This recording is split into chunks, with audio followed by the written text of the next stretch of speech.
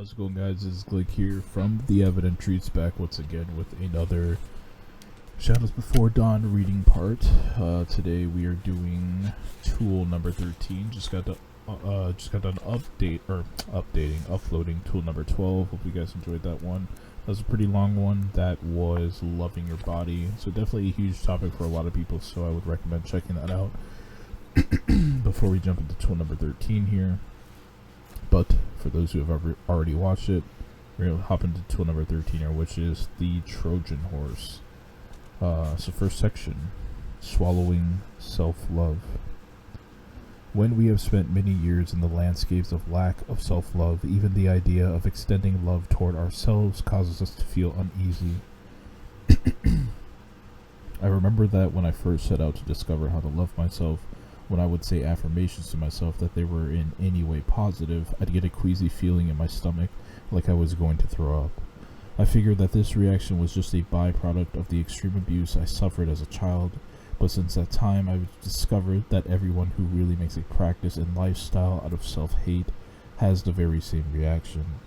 I also discovered that those of us who make a practice and lifestyle out of self-hate can't believe or receive anything positive that comes our way.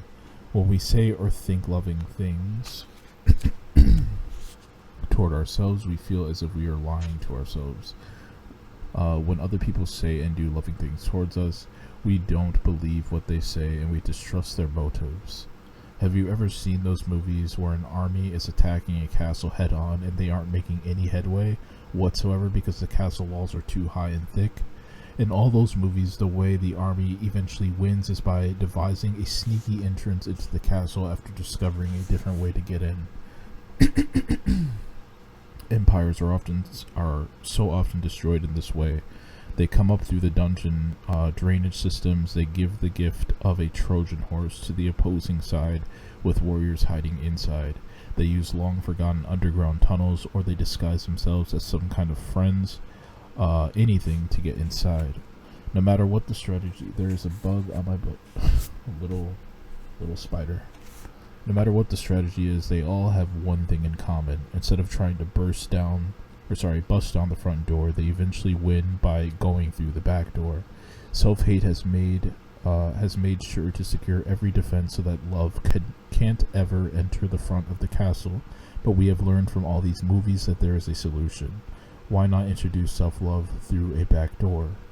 Self-hate is really good at keeping our cup empty by allowing us to give love to others but never receive it ourselves. So we have to be very strategic to beat this enemy.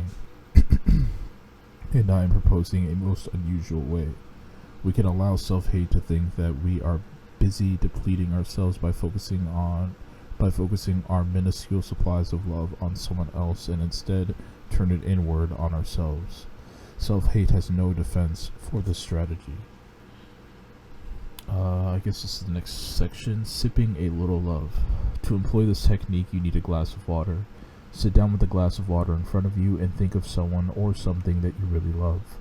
Focus on that person or thing and imagine it in any way that causes you to feel intensive positive emotion, love, toward that person or thing. Then imagine sending or focusing all that positive emotion and love into the water that is in the glass. Maintain this focus for about 5 minutes. If you need to, you can use a picture of that person or thing to help you intensify the emotion. Music also works quite well to help intensify the feeling.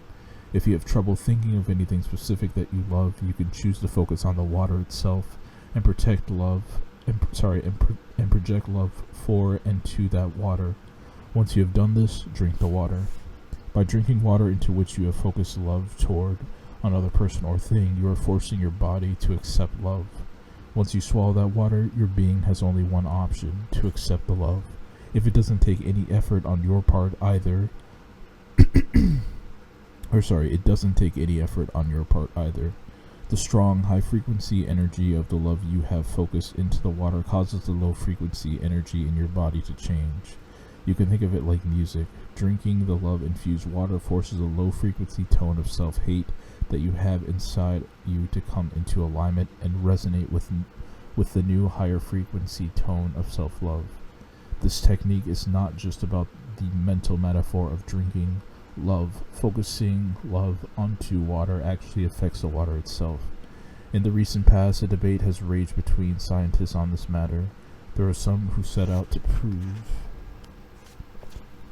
that thoughts can change the structure of water molecules, and there are those who set out to prove that the entire idea that thought affects water is quackery. The scientists in the latter category are mostly those who either still subscribe to a Newtonian model of a mechanical universe, or those who comprehend only a portion of the implications that quantum physics is pointing toward.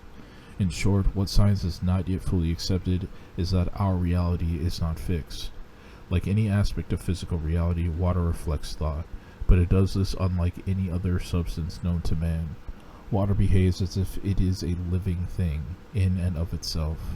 Water has memory, and its surroundings affect it. And if nothing affects the frequency and subsequent structure of the water itself more than thought. Being an extrasensory since birth, I can visually see the effect that thought has on water. This is ultimately what caused me to conduct the water experiment on myself that you read about in chapter 3 of this book. When water is subjected to thought, the water retains the frequency of that thought. Water adopts the frequency of any thought that is focused toward it. So drinking water that it has adopted the frequency of love causes the water in your body to entrain with and resonate at the same frequency as love. This is even more incredibly powerful when we stop to acknowledge that about 2/3 of the weight of an adult human consists entirely of water. And that is the end of tool number 13. So pretty interesting.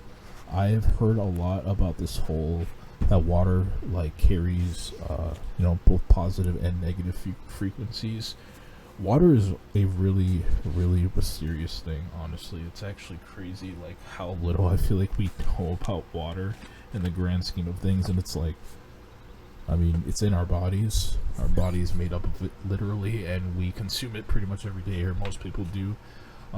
So yeah, a very interesting tool for sure. Hopefully you guys enjoyed it. That is a short one compared to tool number 12. I am just raggedy and very tired at the moment. It is 5 a.m. so I did say I was going to try and knock out tool number 14 as well today, because that one is also kind of short. I think I'll probably do the recording for that later today and try and have that up before the end of the weekend, but we'll see what happens. But anyway, if you guys enjoyed the video, please be sure to drop a like and comment if you want. If you have any thoughts on the tool or the chapter, I'd love to hear your thoughts. But until next time, you guys take care, and I'll see you guys in the next video.